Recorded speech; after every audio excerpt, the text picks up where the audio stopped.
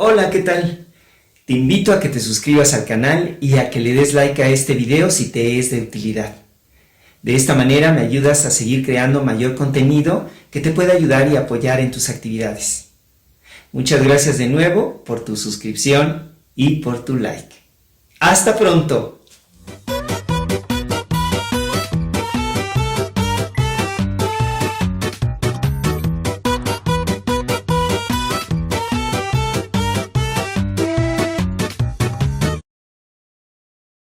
El día 24 de octubre de 1658 fue un día crítico para Molière. Entonces tenía casi 37 años y tenía que comparecer ante su rey, que contaba 24 años, y que era ya el árbitro del arte teatral en Francia. Al escoger la obra para presentar a sus actores, condenó a la compañía al fracaso. Pero, gracias a sus múltiples recursos e ingenio, convirtió la derrota en un triunfo. La tragedia había sido el recurso principal de Théâtre Illustre. Había figurado en forma prominente en el repertorio utilizado en las provincias.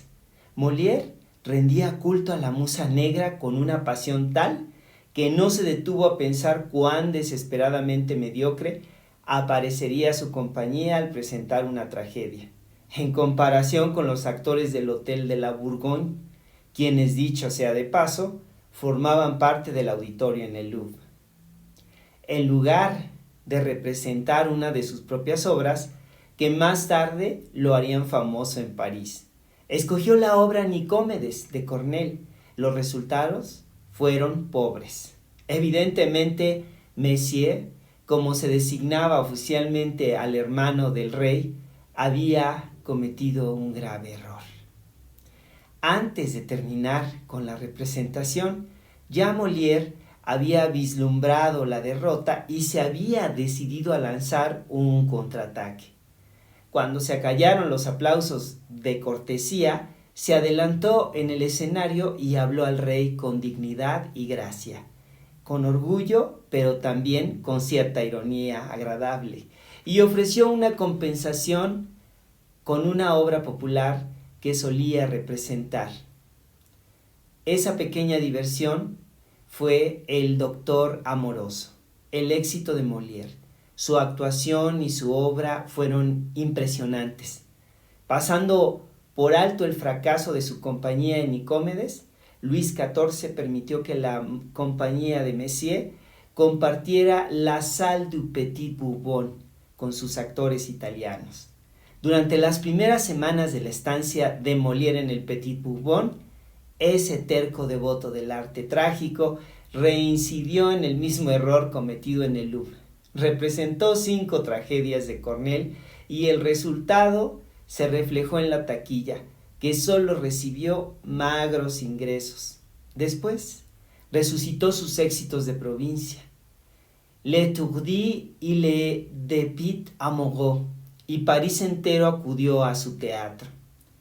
A partir de entonces, el éxito de Molière fue el de sus propias obras. A medida que aumentaron en número, crecieron también en calidad.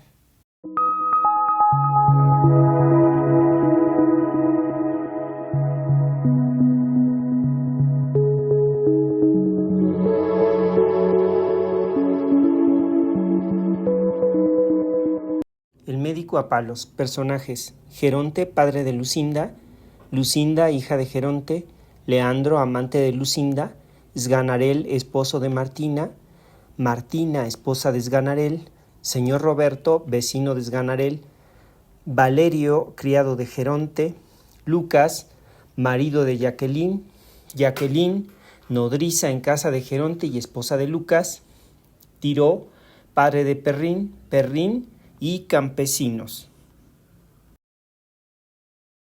Anécdota del médico a palos de Molière. Sganarelle y Martina discuten por las malas costumbres de este al beber demasiado y no atender a sus obligaciones como esposo y padre de 4 hijos. Sganarelle pierde la paciencia y golpea a Martina. Al oír el alboroto se acerca el señor Roberto, su vecino, y trata de interceder en la trifulca doméstica. Sin embargo, Martina manifiesta que su esposo tiene derecho a golpearla y que no tiene por qué meterse en sus asuntos maritales. Para terminar, Esganarelle aporrea al señor Roberto y lo echa de su casa. Martina y Esganarelle hacen las paces, aunque Martina jura vengarse de él. Esganarelle se dirige al bosque a cortar leña, mientras Martina sigue buscando la manera de vengarse de su esposo. Mientras ella anda ensimismada en sus pensamientos, Valerio y Lucas andan en busca de un médico poco convencional para curar la pérdida del habla de Lucinda. Martina los escucha y se dirige a ellos, inventando que su esposo, Esganarelle, es un gran médico que se mantiene de incógnito y que solo apaleándolo se puede lograr que admita su profesión. Para darle mayor verosimilitud a su historia, les cuenta varias ocasiones en las que sus conocimientos médicos salvaron vidas o curaron a personas que parecían incurables. Deslumbrados por los relatos y afirmaciones de Martina, se lanzan a la búsqueda de Esganarelle.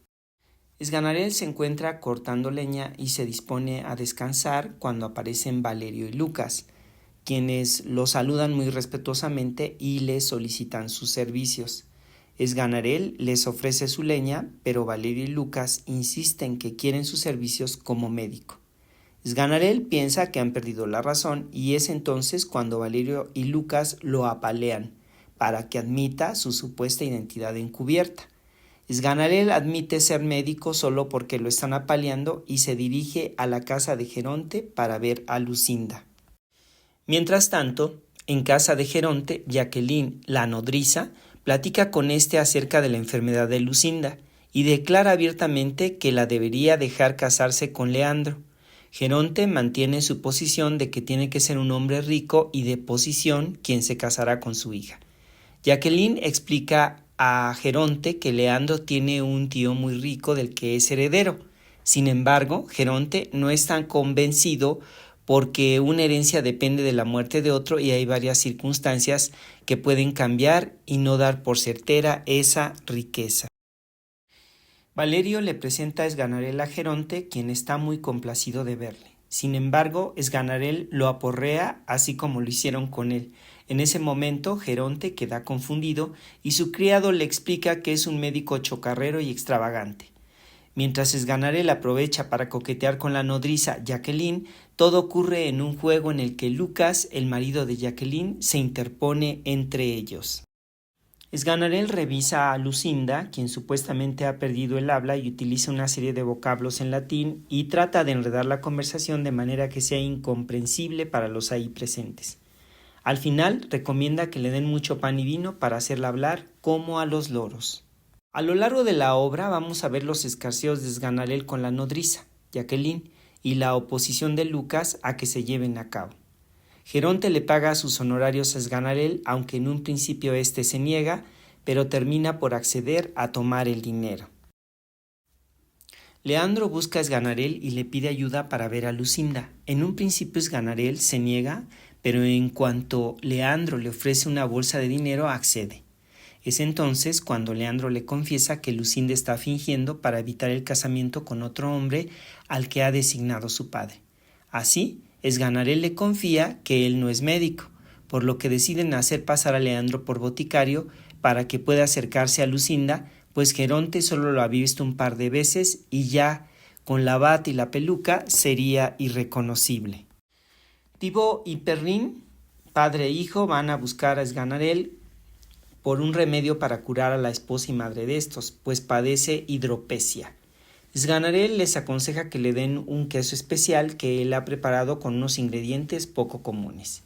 Ellos le pagan y se van muy alegres con el remedio.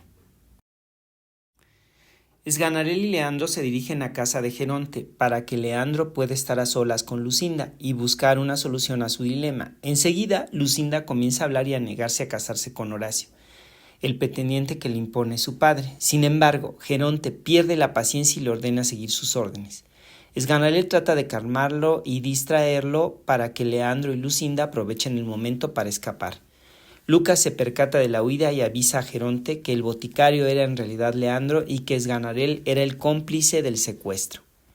Geronte manda llamar al comisario mientras detienen a Esganarel y lo amenazan con la horca.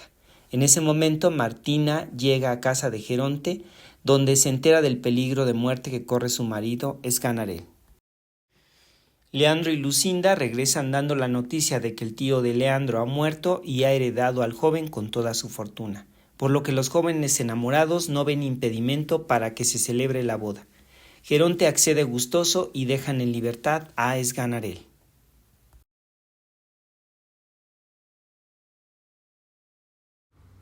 Elementos de análisis del texto dramático. Vamos a hablar del género comedia, que es el que más utiliza Molière. Vamos a iniciar por la trayectoria del personaje. Tenemos la comedia clásica, que es un personaje vicioso más una exposición del vicio más un enredo lo lleva al ridículo o a un castigo moral. Después tenemos otro tipo de comedia que sería la comedia de carácter, en la que tenemos un personaje vicioso más una exposición del vicio que lo lleva al ridículo y que lo lleva al castigo moral. Y por último tenemos la comedia de enredo, donde tenemos un personaje simple más un enredo y el final es feliz. El tono para todos los tipos de comedia sería cómico, el efecto en el público sería moralizante y el material es probable. El tipo de obra es realista. El material es probable porque puede ocurrir varias veces que se obligue a alguien a pretender ser alguien que no es por amenazas. Es una obra realista porque pasa frecuentemente que se obligue a alguien a hacer algo que no quiere debido a amenazas o a maltrato físico.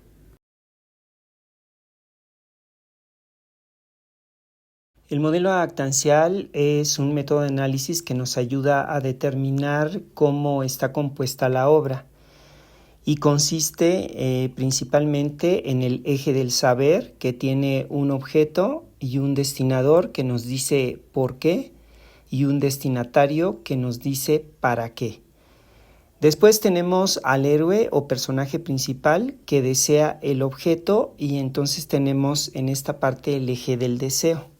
Después tenemos a un ayudante que auxilia al héroe para obtener su objeto y tenemos a un oponente que trata de interferir para que el héroe no obtenga su objeto deseado. A esto se le llama el eje del poder. Entonces lo podríamos leer de la siguiente manera. ¿Qué es lo que quiere el héroe, que sería el objeto? ¿Por qué? ¿Para qué? ¿Quién lo ayuda y quién se le opone? Y entonces de esa manera tenemos un análisis que nos clarifica cómo se va a desarrollar la acción dentro de la obra. Al aplicar el modelo actancial a la obra El médico a palos, tenemos al personaje principal, que es Esganarel, que quiere complacer a quien le diga que pretenda ser médico. ¿Por qué? Porque lo golpean si no pretende ser médico. ¿Para qué? Para aprovecharse de las circunstancias y obtener dinero y de paso placer con la nodriza. ¿Quién le ayuda? Valerio, Lucas, Leandro, Geronte, Lucina, Martina. ¿Quién se le opone? La misma Martina, el señor Roberto, la nodriza, Lucas y Geronte.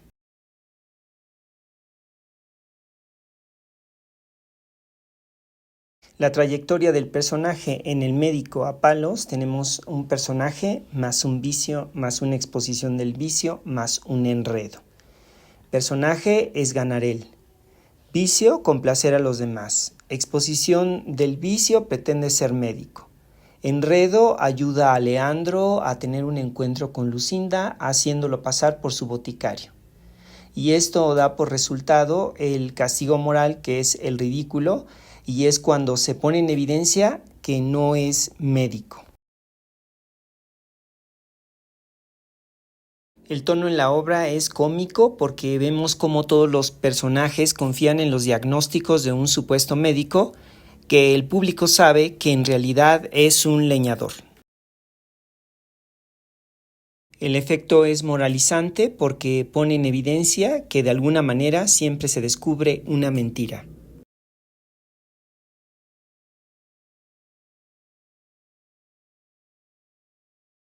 La obra es una comedia clásica porque hay un personaje complejo con virtudes y un solo defecto, es un sinvergüenza y también hay un enredo, que es cuando Martín hace creer a Valerio y Lucas que Sganarelle es médico, a su vez ellos lo presentan a Geronte como un gran médico, y por el otro lado Lucinda pretende haber perdido el habla para no casarse con el pretendiente que le impone su padre y lograr de esta manera poder huir con Leandro, que se disfraza del boticario de Sganarelle. Características neoclásicas en la obra. La comedia critica las costumbres y las reglas morales de la sociedad francesa. La comedia neoclásica sigue los modelos de la comedia griega y latina y retoman los autores neoclásicos los caracteres humanos con ciertos vicios marcados. El mentiroso, el avaro, el pretencioso, el hipocondriaco, el pedante, el sabio, el impostor, el misántropo. La comedia se vale de la exposición del vicio del personaje principal para ridiculizar y poner en evidencia los vicios sociales. Molière critica y ridiculiza a la sociedad francesa, incluida la nobleza, al rey y a la iglesia.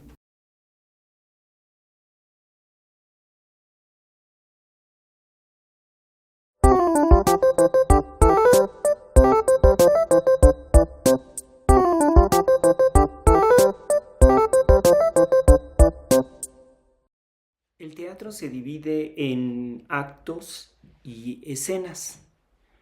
Los actos son las unidades de tiempo y de lugar, es decir, cada que comienza un acto estamos en cierto lugar o en cierto tiempo o ambos, y cuando pasamos al siguiente acto ya cambió o ya sea el lugar o ya sea el tiempo o ya sea ambos. En algunas obras de teatro viene indicado que está dividido en cierto número de actos.